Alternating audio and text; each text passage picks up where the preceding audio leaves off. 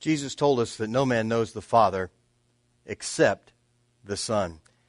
And as He came, and we've been talking about in these last several videos, we've been talking about Jesus revealing to humanity what His Father's like. And we've seen how that Jesus has made it very clear. The heart, the essence of His Father was love. And He was a God who wasn't distant and far away, but was one who was close. One who is not a harsh and angry judge, but a very loving and accepting God. One who wanted relationship with us more than anything in this world, and wasn't interested in us living by a bunch of rules and rituals and religious regulations. That God was a God who was one who loved all humanity. That He didn't reject or have hatred toward anybody.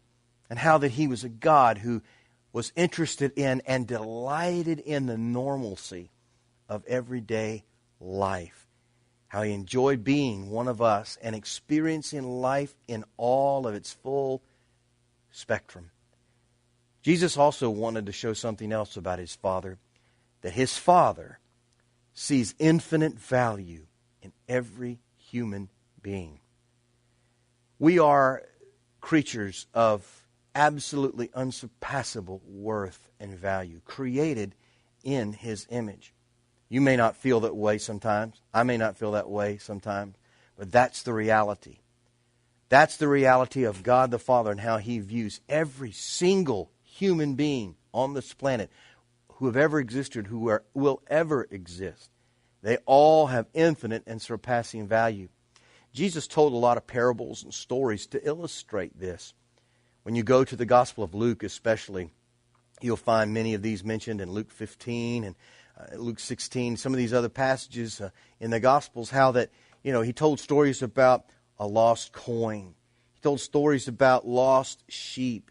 He told stories about pearls of great value. He told stories about prodigals coming home. What's interesting in all of those stories is that the object that was lost never did lose its value. Never. I mean, the coin that was lost was still of value. The pearl was still of value. The sheep was still of value. The prodigal obviously was still of great value to the Father. They never lost their value even though they'd been lost. And He was trying to illustrate to us that we, even though we have been lost, we have entered into a condition that separated us from God. God didn't separate Himself from us, but we separated ourselves from God. Even though we've entered into that condition, we still have unsurpassable value to Him. And in every one of those stories, the owner goes looking, anticipating, wanting to embrace and find that which has been lost. The woman goes to look for her lost coin. Sweeps the house until there's not a speck of dust left anywhere until she finds it. A man goes and sells everything he's got in order to get a field to find that one pearl. The shepherd leaves 99 sheep in order to traverse through all of the dangers, toils and snares, as the hymn says, in order to find that one lost sheep. A father was willing to give up his inheritance and then wait with anticipation for his son to come home. Every one of those things that had been lost never lost value. But you know what's interesting is, every single one of those things that were lost didn't have to pray for the owner to come find them. You don't see that at all. And how many times we think, we've got to pray for God. We've got to go start seeking God. No, God has been seeking you long before you ever thought about seeking Him. He's the one who has pursued you. In fact, He demonstrated this pursuit by taking on human flesh, by becoming one of us and identifying with us to show us the extent of that pursuit and to show us our value. That we are of infinite value to Him, that He became one of us so He could redeem us, so He could save humanity from its fallen condition and redeem humanity and restore humanity and elevate humanity to the highest place in all of creation, into the inner circle of the Godhead, the fellowship of the Trinity. You have infinite value to God, and Jesus wanted to demonstrate and show that in the price that he was willing to pay, the giving of his life, the extension of forgiveness when the world had offered and leveled its very most evil, wicked, horrendous every act toward him in crucifying him. His words were, "Father, forgive them." God was able to take sin and sins and deal with them once and for all.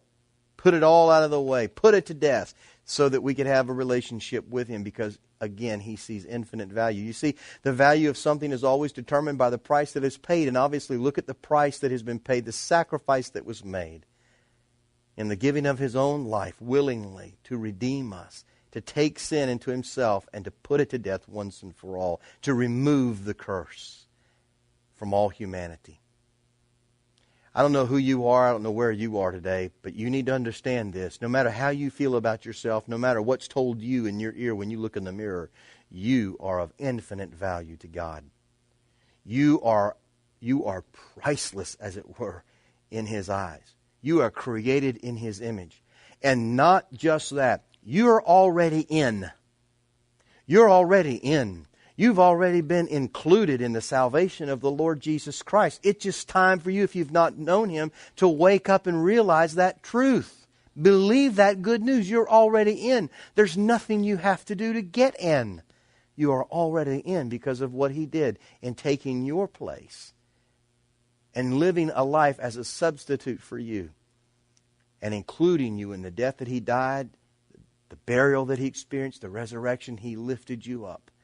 No matter who you are, where you are, you're of infinite value to the Father in heaven. So I encourage you today, look up to him. Spend some time today beholding him who is always beholding you and eternally smiling.